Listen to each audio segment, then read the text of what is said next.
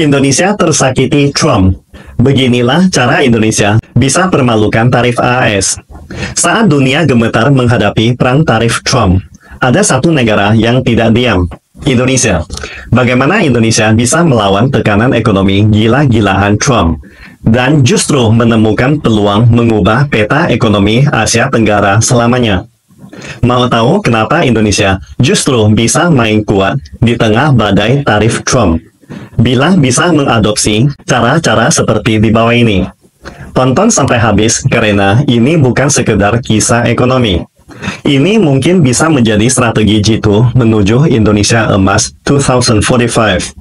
Yuk kita bongkar semuanya. Indonesia bisa melawan balik perang tarif Trump melalui strategi diversifikasi, hilirisasi, dan diplomasi ekonomi. Pertama, diversifikasi pasar ekspor. Kurangi ketergantungan pada AS. Pemerintah Indonesia bisa memperluas pasar ekspor ke negara-negara berkembang dan memperkuat kerjasama regional untuk mengurangi ketergantungan pada pasar AS. Misalnya, pada Januari 2025, nilai ekspor Indonesia mencapai 21,45 miliar dolar, dengan porsi ekspor ke pasar non-AS seperti China dan India meningkat signifikan. Indonesia juga bisa lebih aktif dalam kerjasama BRICS dan negosiasi FTA dengan Afrika dan Timur Tengah untuk menyebar risiko perdagangan. Di bawah kerangka RCEP, kerjasama Indonesia-China justru semakin kuat. Pada tahun 2023, nilai perdagangan bilateral mencapai 127 miliar dolar. Dan Indonesia menerapkan tarif nol untuk 65% produk dari China, dan demikian pula sebaliknya. Strategi ini terbukti efektif. Ekspor non-migas tumbuh 125 hingga 170%, terutama produk seperti kapal dan olahan kakao. Strategi kedua, hilirisasi sumber daya alam untuk meningkatkan nilai tambah Indonesia. Menghadapi ancaman tarif setara dari Trump terhadap ekspor bahan mentah, Indonesia harus mempercepat hilirisasi. Pemerintah membentuk lembaga investasi strategis nasional yang mengkoordinasikan proyek pengolahan sumber daya, seperti nikel menjadi baja tahan karat dan baterai kendaraan listrik. Langkah ini dapat meningkatkan daya saing ekspor dan menarik investor seperti Tsingshan Group dari China, menjadikan Indonesia produsen baja tahan karat terbesar kedua di dunia. Dalam sektor pertanian, Indonesia dapat meningkatkan proporsi rafinasi minyak sawit dan mengembangkan produk karet bernilai tinggi. Sukses melewati hambatan tarif Trump. Pada Januari 2025, produk industri menyumbang 84% dari ekspor. Sementara pertambangan dan pertanian hanya 13,3% dan 2,6%. Strategi ketiga, memperkuat konsumsi domestik sebagai penyangga risiko eksternal. Pemerintah Indonesia bisa menggunakan kombinasi kebijakan moneter dan fiskal untuk menjaga kekuatan konsumsi domestik. Pada Januari 2025, Bank Indonesia menurunkan suku bunga acuan sebesar 25 basis poin menjadi 5,75% untuk mendorong pembiayaan dan konsumsi. Pajak mewah dinaikkan menjadi 12%, namun bahan pokok dan sektor vital seperti kesehatan dibebaskan dari pajak tambahan. Langkah yang mendukung daya beli masyarakat menengah ke bawah. Hasilnya, belanja konsumen meningkat. Transaksi Harbolnas dan Fair Shopping Day pada Desember 2024 mencapai 71 triliun rupiah.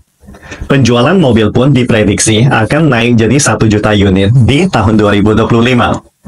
Konsumsi rumah tangga tetap menyumbang 54% PDB, menjadi jangkar utama pertumbuhan ekonomi Indonesia. Strategi keempat, manajemen nilai tukar dan negosiasi internasional. Menghadapi tekanan depresiasi rupiah, BI dapat menerapkan sistem nilai tukar mengambang terkendali dan intervensi di pasar valuta asing. Pada April 2025, rupiah menjadi titik terendah 16.754 per US dollar. Namun, BI segera menjanjikan fleksibilitas dalam kebijakan. Secara internasional, Indonesia dapat mengirim delegasi tinggi ke AS untuk nego, serta berkoordinasi dengan Malaysia sebagai ketua ASEAN guna menyusun respons bersama. Indonesia juga merancang pelonggaran hambatan non-tarif dan perbaikan iklim investasi demi meraih keringanan tarif dari AS. Asosiasi Otomotif Dalam Negeri bahkan menyerukan agar pemerintah menerapkan tarif setara terhadap AS demi keadilan dagang. Kelima, tantangan dan prospek ke depan. Permintaan global yang lemah dan kurangnya dukungan rantai pasok dalam negeri, seperti industri tekstil, telah kehilangan hampir 50.000 pekerja karena persaingan impor. Solusinya, perlu peningkatan infrastruktur, peningkatan keterampilan tenaga kerja, dan kerjasama lebih dalam dengan China di bidang energi baru dan ekonomi digital.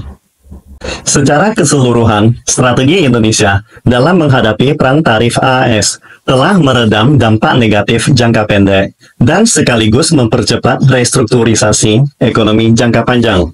Di samping itu, sebagai mitra strategis dalam BRICS, RCEP, dan ASEAN, Indonesia dan China dapat menghadapi perang tarif Trump dengan strategi kerjasama multidimensi. Upaya ini tidak hanya memperkuat ketahanan ekonomi bilateral, tetapi juga merekonstruksi rantai pasok regional, seperti pengurangan tarif dan optimalisasi aturan asal produk. Melalui RCEP, China dapat memperbesar impor produk unggulan Indonesia, seperti minyak sawit dan produk olahan nikel. Misalnya, pada tahun 2023, perusahaan Maoming Quanti Chemical menghemat lebih dari 500.000 yuan per tahun karena tarif impor dari Indonesia turun dari 5% menjadi 0. China juga bisa menurunkan tarif minyak sawit olahan dari 22,5% hingga 0% dan menyederhanakan aturan asal produk agar produk Indonesia yang menggunakan bahan dari China tetap dapat menikmati tarif istimewa. Di sektor energi baru, perusahaan China dapat membangun rantai industri nikel baterai mobil listrik bersama Indonesia. Contohnya GEM Company Limited menginvestasikan 10,2 miliar RMB untuk smelter nikel di Indonesia, meningkatkan nilai tambah lebih dari 10 kali lipat. Lewat model taman industri ganda, perusahaan seperti CATL China, sang produsen baterai mobil listrik terbesar dunia, dapat dibawa ke Indonesia untuk menciptakan rantai produksi tertutup yang menghindari tarif AS. Dengan dukungan AIIB dan Silk Road Fund dari China, proyek-proyek penting seperti pelabuhan dan rel kereta di bawah strategi poros maritim dunia, Indonesia bisa didanai. Proyek kereta cepat Jakarta-Bandung WUSH dapat diperpanjang ke Surabaya untuk menciptakan koridor ekonomi Pulau Jawa. Proyek PLTS Terapung Cirata yang dibangun Power China menghasilkan 25% dari total energi baru Indonesia, memasok listrik ke 50.000 rumah dan telah menciptakan 8.000 lapangan kerja. Model ini bisa diterapkan di Sumatera dan Kalimantan. Di sektor digital, China dapat membantu membangun platform e-commerce lintas negara dan mendorong produk khas Indonesia masuk langsung ke pasar China lewat TikTok Shop dan Alibaba. Fakultas Pabrik Mercusuar hasil kerjasama Sangyi Polytechnic China dengan Universitas Karawang telah melatih 34 teknisi alat berat yang gajinya naik 4 kali lipat setelah lulus. China dapat memperluas model ini untuk membangun akademi permesinan kendaraan listrik di Jakarta dan Surabaya. Laboratorium bersama dapat dibangun di sektor pengolahan minyak sawit agar produk Indonesia bisa menjadi biodiesel melampaui tarif AS. Di bidang kendaraan listrik dan jaringan 5G, Indonesia-China bisa menyelaraskan standar seperti menyatukan tingkat kandungan lokal sepeda motor listrik Indonesia dengan teknologi baterai tercanggih China. China dapat menggunakan AIIB dan New Development Bank untuk memberikan pinjaman lunak, termasuk pembentukan dana khusus perang tarif untuk sektor tekstil dan elektronik Indonesia. Dana 20 miliar RMB dari Silk Road Fund bisa difokuskan ke energi hijau dan infrastruktur di Indonesia. Indonesia-China dapat mendorong penggunaan yuan dalam perdagangan bilateral yang kini sudah mencapai 127,1 miliar dolar, serta menyusun perjanjian swap mata uang untuk stabilitas rupiah saat fluktuasi.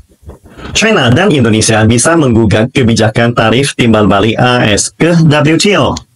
Saat China memberlakukan tarif 34% pada April 2025, Indonesia dapat ikut menetapkan tarif balasan untuk mobil dan hasil pertanian AS. Lewat BRICS dan KTT ASEAN-China, kedua negara bisa mempromosikan prinsip perdagangan non-diskriminatif. Dengan FTA ASEAN-China versi 3.0, industri terdampak tarif seperti tekstil bisa dipindahkan ke Guangxi, memanfaatkan koridor seperti Liuzhou, Jakarta, untuk menghindari beban tarif. China dan Indonesia juga bisa membuka pasar baru bersama di Afrika dan Timur Tengah dengan skema Made in Indonesia plus teknologi China. Berikut adalah contoh nyata kerjasama Indonesia-China dan harapan masa depan. Industri nikel. Setelah larangan ekspor biji nikel Indonesia, ekspor produk nikel naik dari 4 miliar dolar di tahun 2019 menjadi 18 miliar dolar di tahun 2024. 70% diekspor ke China melalui RCEP. Bidang energi baru, PLTS Cirata mengurangi 214.000 ton karbon dioksida per tahun, setara 0,5% total emisi nasional, dan dapat direplikasi ke Kalimantan. Lulusan program kelas SANI International telah menurunkan biaya perawatan alat berat 40% dan menurunkan tingkat kerusakan alat 25%. Kesimpulannya, di balik tekanan gila-gilaan dari Trump, Indonesia sebenarnya bisa mengadopsi dan memperkuat kerjasama di atas dengan China dalam menyusun peta jalan baru untuk mendominasi ekonomi masa depan Asia dan dunia. Mulai dari teknologi baterai, mobil listrik, pelabuhan pintar, AI, jaringan 5G, sampai TikTok Shop. Kerjasama ini bukan cuma strategi bertahan, tetapi langkah berani untuk memimpin dunia. Jadi, apakah pemerintah Indonesia bersedia mengadopsi cara kerjasama di atas dalam mengatasi serangan tarif gila-gilaan Trump? Tulis pendapatmu di kolom komentar. Dan jangan lupa like, share, dan subscribe kalau kamu setuju Indonesia harus menjadi penguasa atas diri kita sendiri.